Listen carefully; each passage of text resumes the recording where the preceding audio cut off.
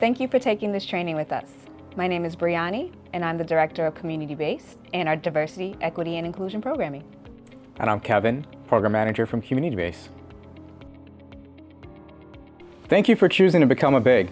This unique volunteer role goes beyond time and energy. You are investing in yourself and a meaningful mentorship relationship.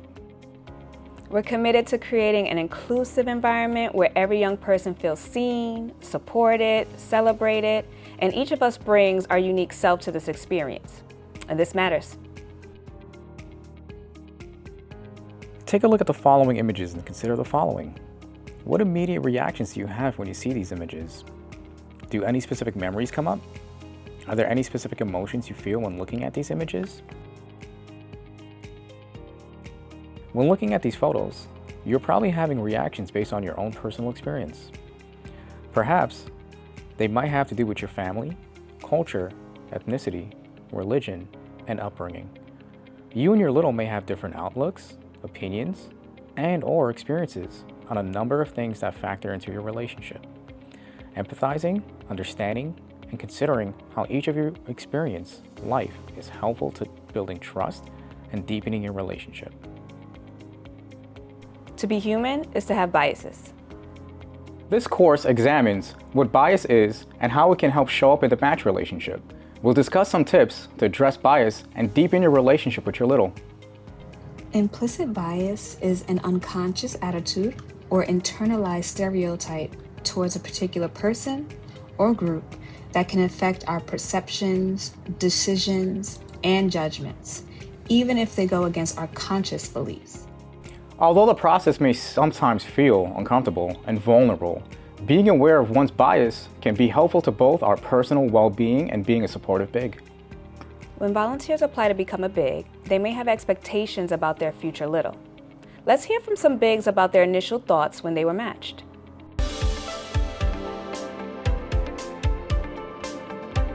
I tried really hard to come in with as few assumptions as possible. And I think one of the things that the program did really well is make it clear that people are coming to this program for all sorts of reasons and from all sorts of backgrounds. It's easy to make assumptions of the types of people that might use these services, but kids are coming to this program for all sorts of reasons.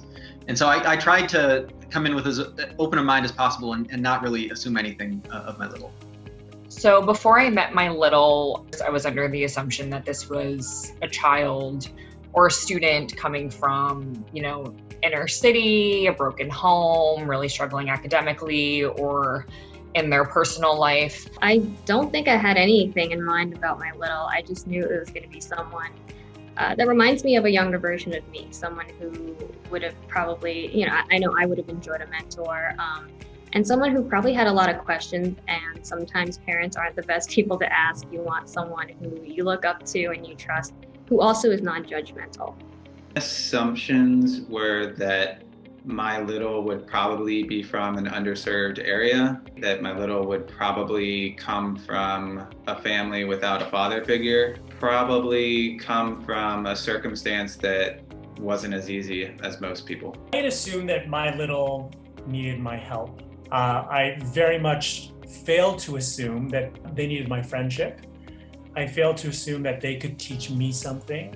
I certainly went into the relationship thinking that I was going to be the giver, they were going to be the receiver, and the reality was it was a two-way street. One difference that comes to my mind immediately is our education. My entire class, like all of the high school, I believe we were 50 people. She's got 30 people in one classroom. And fortunately, her parents are very engaged in her education, but I see that discrepancy. And I remember when I think back to my own experiences, how important that one-on-one attention is. And that may not be something that is afforded to her.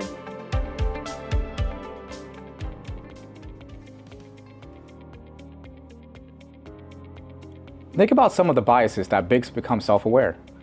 It is crucial that we examine our own bias and how it affects our relationship and ability to build trust with our littles. One common example noted was bias around socioeconomic status. Bigs may come into the match with preconceived ideas about what a little's life experience based on terms like low income, inner city, a single parent household. While a little might live in a single parent or low income household, many bigs are surprised to see the family is happy, content, and not in apparent need. As a big, your job isn't to save or fix your little. Understand that your experience with typical things like school, family, neighborhoods, race, ethnicity, gender, and other parts of your identity, although valid, may be different than your little. A big may also identify similar characteristics to their little. For example, they share the same race, gender, grew up in a similar neighborhood, had a similar family structure, etc. In this case, a big may expect the little to make similar choices or have similar outcomes as they have. This can make it a little challenging to really understand what their little wants, which may be different than their own experience. Let's discuss LGBTQIA bias. Bias can appear in many forms, from explicit homophobia or transphobia to quieter signals such as hesitation or unease when LGBTQ+ identities are mentioned. Sometimes it may also be assumed that someone holds anti-LGBTQ views because of their religion, culture, or background. Littles who identify as LGBTQ+ often face unique challenges, from bullying and discrimination to family rejection and mental health struggles, all which is why at Big Brothers Big Sisters of New York City, you have the opportunity to offer understanding, affirmation, and a safer space that can truly change a young person's life. Why LGBTQ+ support is critical. LGBTQIA+ youth are at a higher risk of depression, anxiety, and suicide. But support changes everything. 1 in 3 LGBTQ+ youth say they had no adult they could talk to when they felt sad or hopeless. According to the Trevor Project, LGBTQIA+ youth with at least one supportive adult in their lives are 40% likely to thrive, have stronger mental health, and reduce suicidal thoughts by up to 40%. Support for mentors builds confidence, resilience, and hope for the future, and can help undo the harm caused by rejection or isolation. Our commitment to inclusion ensures that no child is left feeling unseen or unsupported. Your impact as a big. When you mentor a LGBTQIA+ little, you are not just helping with homework, hobbies, or life skills. You're telling them you are worthy of love, respect, and opportunity just as you are. Mentorship is an investment that helps shape personal growth, career success, self-confidence, and lifelong benefits, all due to the power of caring and committed adult. Mentorship also requires a level of awareness, thought, and growth. Let's hear from our bigs and their experiences confronting their own bias.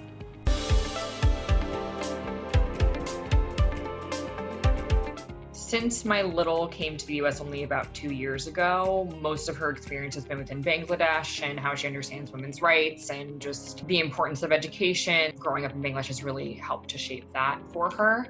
She's super progressive and open-minded. I think that we come from significantly different backgrounds. I'm particularly agnostic. I'm not very religious. I don't come from a very traditional family. I only speak English.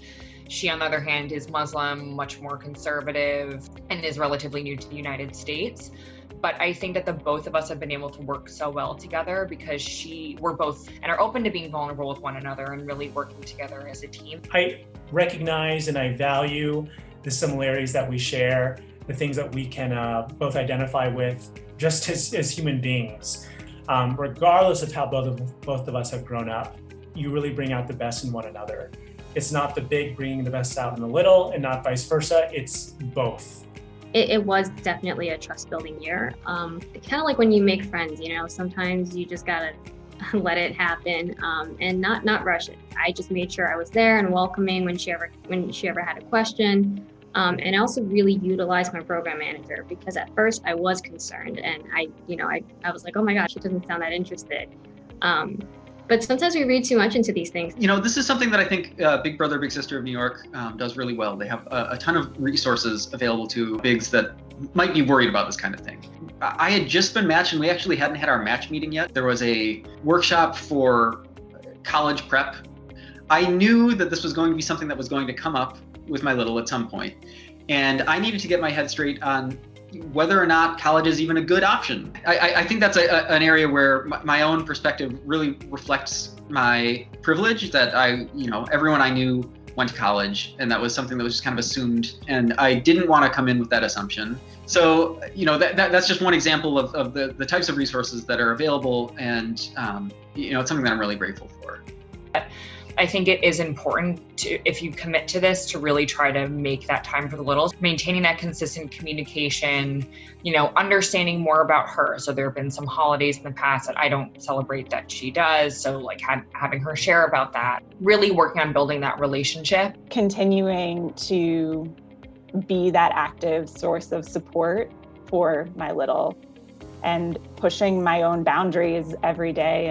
I think it comes down to being a good listener. So just because there are things that your little might be going through that you didn't go through necessarily growing up, doesn't mean that you're not a huge help as being a listener and helping them solve different problems. And then also understand different biases that you might have. And so the more perspectives you can get, I think the better mentor you become.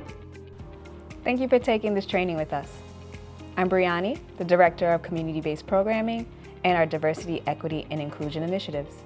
And I'm Kevin, Program Manager from Community Based.